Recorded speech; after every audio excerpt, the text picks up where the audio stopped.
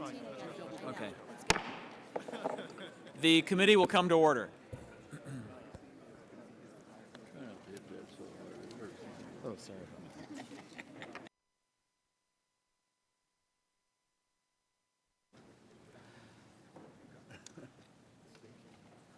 Well, good morning. Many of us in the room today know the joys and responsibilities of being a parent. Part of that responsibility is working every day to ensure that our kids can have a good education and live safe and healthy lives. We spend years ensuring they have the necessary skills so they can gain independence that allows them to reach their full potential as adults. And being a parent is challenging, and many of the everyday responsibilities parents face can increase tremendously when they have a child with a disability. Today we have an opportunity to ease some of the challenges that those with disabilities, their parents, and their caretakers face. The Achieving a Better Life Experience Act, commonly known as the ABLE Act, will allow those with disabilities and their caregivers to have the stability and security of knowing that they can save and provide for education, housing, and medical expenses in the future.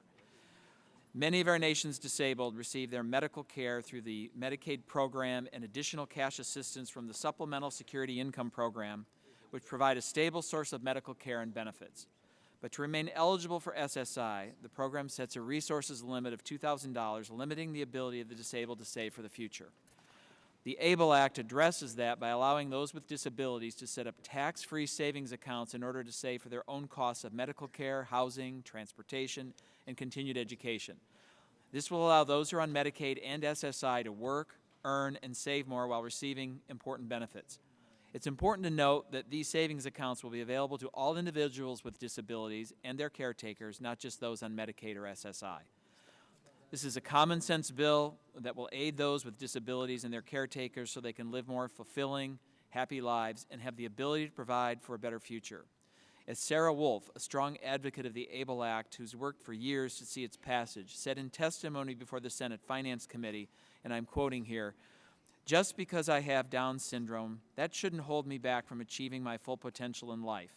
I can work a full-time job, be a productive member of society, and pay taxes.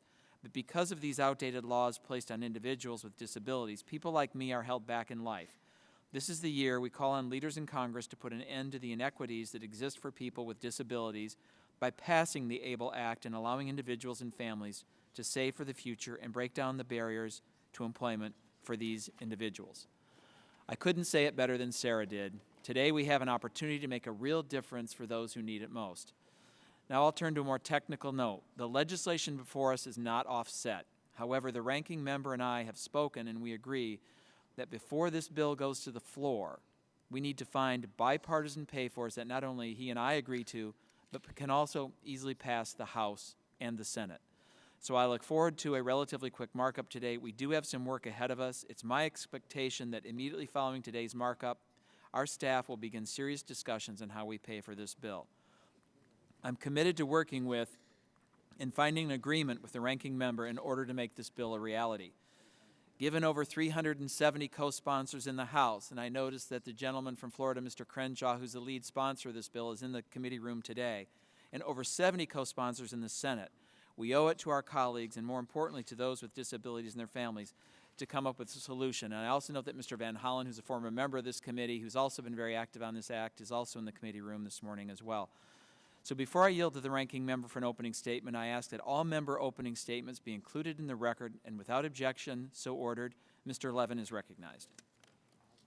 Thank you, Mr. Chairman and colleagues, and our two colleagues, Mr. Crenshaw and Mr. Van Hollen, and all of you who are here concerned as we are about this legislation.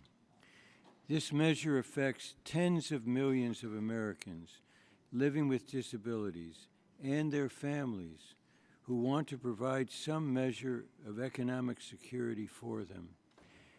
Whether it is costs associated with transportation or housing or health prevention and wellness, this legislation aims to ease the financial burden by encouraging and assisting families to save money for disability-related expenses. As the Chairman has just noted, important work remains to be done before this measure can become a reality. Committee Democrats and I strongly believe that the cost of this measure must be offset. The chairman and I have agreement that an offset for this legislation must be agreed upon by the chairman and myself and must be added to the legislation before it comes to the House floor. Mr. Chairman, I would like to now yield to Mr. Becerra. I thank the ranking member for yielding. Mr. Chairman, to you, to the ranking member, to Mr. Van Hollen, thank you for all the work you've done on this legislation. Mr. Chairman, you and the ranking member, Mr. Levin, have just made explicit declarations of the need to include in this legislation a pay-for, which both you and Mr. Levin agree is acceptable, before proceeding to the floor of the House to debate and vote on this measure. I agree with you and appreciate the spirit in which you have communicated your position. Ultimately, it is the Rules Committee that determines which bills reach the House floor for debate, the content of any such legislation, the character of any amendments to such bills, and the procedural rules that will govern the treatment of such bills on the floor. Therefore, the final decision on whether H.R. 647 will contain a pay-for as it reaches the floor for debate and final vote, and in large measure whether that particular pay-for survives to reach a vote on final passage, is not in the hands of the members of this committee, but in the hands of the Rules Committee. Mr. Chairman, do you feel confident that the pay-for to be jointly agreed to by you and Ranking Member Levin will survive up to the vote on final passage of H.R. 647? Well, thank you, Mr. Becerra. I mean, the object here is to have a bill that is signed into law by the President of the United States. And obviously, to do that, we need to have legislation that will pass both the House and the Senate. So I am confident that the pay-for that Mr. Levin and I work toward to make sure that this bill is, in fact, paid for, I am confident that that is the legislation that will move forward through this body as well as the body on the other side of the Capitol. And so thank you, Mr. Chairman. Of Thank you course, for yielding, Mr. Rubin. there will be by you and by me consultation with everybody on this committee. Yes. And so Yes. when the agreement is reached, it will be essentially based on our discussions with all of our colleagues on both sides of the aisle. I thank the Chairman and the Ranking Member for yielding me some time. All right, thank you. The committee will now proceed to consideration of H.R. 647. Without objection, the bill will be considered as read and open for amendment at any point. I offer an amendment in the nature of a substitute, which was distributed in advance, along with a green sheet explaining it. Without objection, the amendment in the nature of a substitute shall be considered as read, open for amendment at any point, and considered base text for purpose of amendment. I will now turn to Mr. Tom Barthold, Chief of Staff to the Joint Committee on Taxation, to provide the technical description of the amendment in the nature of a substitute. Mr. Barthold. Thank you, Mr. Chairman. Mr. Levin, the Chairman's amendment in the nature of a substitute would permit the creation of ABLE accounts. ABLE accounts are accounts that would be established by a state, the goal of which is to meet qualified expenses of disabled individuals who are residents of the state. Annual contributions to an ABLE account are limited to the gift tax exemption amount, which is currently $14,000, but which is indexed. Earnings are exempt from annual income tax on an ABLE account. Distributions are exempt to the extent that they meet qualified expenses. That concludes my description of the Chairman's amendment, the nature of substitute. Happy to answer any questions that the members might have.